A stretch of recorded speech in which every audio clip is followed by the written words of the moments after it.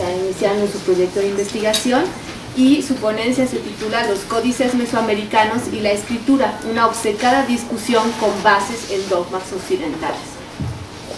Bueno, como introducción, uno de mis principales intereses consiste en la información que se puede extraer de los códices mesoamericanos.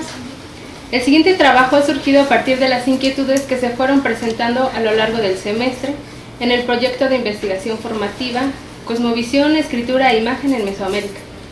Fue así como en esta parte de mis investigaciones me enfrenté a las diversas propuestas que actualmente abordan estos estudios, de acuerdo con las lecturas realizadas en el PIF. Recurrir a los códices como una fuente siempre traerá consigo la polémica sobre tratarlos como escritura o libros pintados, y con esto los cuestionamientos acerca de cómo leerlos o descifrarlos. Por lo tanto, la adscripción a una corriente o tradición de estudios parecería inevitable. En este caso he decidido referirme a la información en los códices como signos que reflejan la escritura, ya que al existir diversos grupos sociales desde tiempos antiguos hasta la actualidad, la función que han desempeñado los signos ha sido la de comunicar o preservar información. Como menciona Gaur, una de las funciones de los signos es la de almacenar información, por lo tanto los códices cumplen este objetivo. Para comprender el mensaje es importante estar familiarizado con el contexto cultural que dio origen al documento.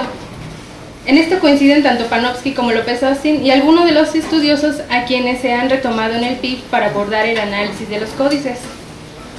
Por eso se ha recurrido a las fuentes escritas, para tratar de comprender lo que fue registrado, pero son testimonios que están completamente permeados de un pensamiento diferente al de los autores de los códices. Tal es el caso de los primeros españoles que llegaron a lo que hoy se llama Mesoamérica. La ideología predominante de esa época se refería a los restos de las nociones medievales. Si se comprende este pensamiento junto con el de los autores de los códices, entonces será mucho más enriquecedora la información que se obtenga. Esto también implica un doble trabajo para el investigador al momento de contextualizar el documento, ya que es de suma importancia no dejar de lado las advertencias que hace el propio Fray Alonso de Molina con respecto al uso de algunos términos propios de los españoles. Como él previene, carecían del vocabulario para referirse a las cosas que no conocían, por eso la observación debe mantenerse de forma permanente. Es así como el especialista puede manifestar que percibe lo descubierto, pero se debe tomar en cuenta que no se conoce en su totalidad el ámbito en el que fue creada la información, ni mucho menos estamos familiarizados con el contexto social del momento. Es aquí donde la objetividad del investigador se pondrá de manifiesto, pues el hecho de entender el contexto no implica que se pueda hablar del mismo de manera vívida. Hoy, al enfrentarse a esta clase de documentos, lo cuestionable no solo radica en el descifre de los mismos. El verdadero reto para el investigador es saber interpretar el mensaje que obtuvo y comprenderlo, así como los motivos que propiciaron la elaboración y el objetivo a cumplir.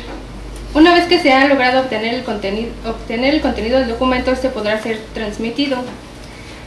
Es en esta etapa final de la investigación en donde se cuestionan los resultados por parte de los colegas que pertenecen a una determinada escuela o tradición, definidas así por Michel Audic, quien afirma que el método que se utilice, en tanto sea estricto o un método sólido, al momento de ser aplicado, cito, señala al investigador y al lector qué interpretación es aceptable y por qué, cuál asociación es legítima y por qué, etc.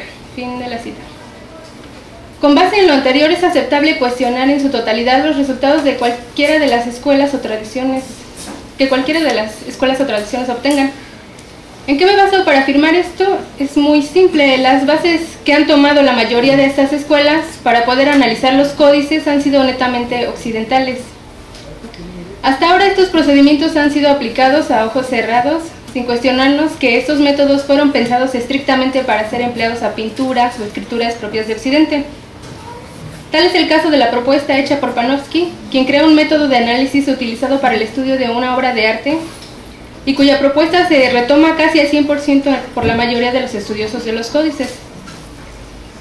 Volviendo a otra de las afirmaciones de Audic, donde refiere a que el mensaje del contenido en el documento siempre será uno, me parece demasiado arriesgado pronunciar esta clase de aseveración, pues no queda claro bajo cuáles parámetros puede decir que el resultado es correcto o no. Esto solamente favorece desprestigiar el trabajo de otros colegas, el cual es tan válido o no como los resultados que el mismo Udrich produzca o la escuela o tradición a la que el ya citado autor pertenece. Hablando de manera hipotética, si se diera el caso de que diferentes escuelas al aplicar sus métodos llegasen al mismo resultado en el análisis de un único documento, solo entonces sería válida la afirmación que hace, ya que de acuerdo con su propuesta, el método no tiene por qué afectar el mensaje del documento. Pero como consecuencia surgiría un segundo problema, ya que Udrich tampoco define las características o pasos que nos guiarán para saber si se ha obtenido una interpretación aceptable o deficiente, puesto que el mensaje puede ser único. Por otro lado, la interpretación es la que está en riesgo de ser tomada de forma equivocada, por lo tanto ni siquiera de manera hipotética podría ser válida su afirmación. Es en este punto donde encuentro difícil definir cuáles son las bases que pueden dar crédito al método sólido que el ya mencionado autor pretende utilizar, y si en verdad existe tal método, porque el hecho de aplicar líneas sólidas y metodologías explícitas las cuales surgen de propuestas que no fueron pensadas para ser empleadas de forma específica a los códices mesoamericanos, puede hacer dudar de la veracidad de los resultados en la investigación. Además, esto nos llevaría a pensar que no pueden tomarse como un medio que garantice un resultado exitoso. No es mi intención poner en duda la eficiencia de las bases que constituyen estas líneas metodológicas. Al contrario, si han sido retomadas y han permanecido a lo largo del tiempo es porque han demostrado que son eficientes al momento de utilizarse, lo cual justifica que son exitosas siempre y cuando sean aplicadas al objeto de estudio para el cual fueron creadas y pensadas. Actualmente algunas de las escuelas o sistemas de análisis coinciden o mantienen cierta similitud en cuanto a las bases para abordar los estudios que se hacen sobre los códices. Llámese identificación de los elementos pictográficos, análisis iconográfico de los glifos, segmentación sistemática de los grupos gráficos, en el caso de contar con glosa en los documentos, sería el estudio del contenido. En las propuestas anteriores el método es parecido casi en su totalidad. Algunas variaciones que existen entre las propuestas mencionadas hablan de hasta qué punto se debe hacer una fragmentación de los signos a estudiar, pero al final y con un par de excepciones terminan por fraccionar al máximo el signo o signos a analizar. Por otro lado, aquí surge un nuevo inconveniente, puesto que una fragmentación desmesurada pone en riesgo el significado de la información. Un método muy criticado por caer en el tipo de fragmentaciones mínimas ha sido el llamado método científico galarciano o escuela galarcista, el cual además de esto se caracteriza por darle un valor fonológico a los signos, pero al igual que los otros casos tienen bases en propuestas occidentales. El propio Galarza pone de manifiesto que la forma en que abordará el análisis de los glifos mexicanos, como él los llama en su trabajo sobre el Códice Mendocino, será apoyándose en el método propuesto por André Leroy-Gourhan. Así que incluso si se quiere recurrir a un tradicionalismo en el caso de los investigadores mexicanos, es cuestionable, ya que si se trata de resaltar el hecho de que un mexicano proponga un nuevo método de estudio, también caería en egocentrismos confusos. En efecto, Galarza hace una nueva propuesta, pero de cómo dar uso al método de Leroy-Gourhan. Esto no le resta ningún crédito, pues al igual que pasa con los representantes de las diversas escuelas, dan un nuevo uso a una propuesta no pensada para los códices. Otro punto que la mayoría comparte es que al recurrir al trabajo etnográfico, además del uso de los documentos o fuentes de primera mano que ayuden a contextualizar la información, el uso de fuentes también debe de ser cuidadoso al momento de abordarlas de acuerdo con lo que propone Batalla Rosado. Es imposible negar que al menos un par de estas escuelas también recurran a las glosas que tienen los códices para enriquecer sus investigaciones, lo cual es totalmente válido. Permiten saber de qué trata el documento, el motivo de su creación y ayudan a entender el propósito de los signos a desempeñar. Basarse en estos escritos, a veces anotados por los frailes, también requiere de ciertas precauciones al momento de abordarlos, por las cuestiones que ya mencionaba antes en cuanto al manejo del vocabulario y sumándole a esto la ideología que dominaba el autor de las glosas. Con base en lo anterior, las diferentes ramas metodológicas al parecer tienen su origen en el mismo tronco, pero al tratar de hacer una separación para demostrar la eficiencia de una u otra escuela, lo único que consiguen es caer en nacionalismos a ultranza, como bien lo menciona Batalla Rosado. Ya en la etapa final, donde el objetivo es hacer público el resultado de los análisis, aunque quizás suene un poco arriesgado decirlo, la única variante que se presentará entre las escuelas es la forma de redactar las conclusiones de acuerdo con el propio Batalla Rosado. Estas pueden ser redactadas de dos formas. La primera es con toda la seriedad científica que nos puede proporcionar el método científico, el cual es planteado por el autor y que el especialista demanda. La segunda forma de presentar la información puede darse de una manera poética, que no es más que el reflejo del método tequila-marihuana o impresionista. Entonces, por lo expuesto anteriormente, solo existen dos medios para difundir los resultados y al parecer los riesgos de caer en la segunda opción son altos, o por lo menos se comete el descuido de practicarlo una vez y sin excepciones. El estudio de los códices mesoamericanos con el paso de los años se ha enriquecido con nuevas propuestas para analizarlos.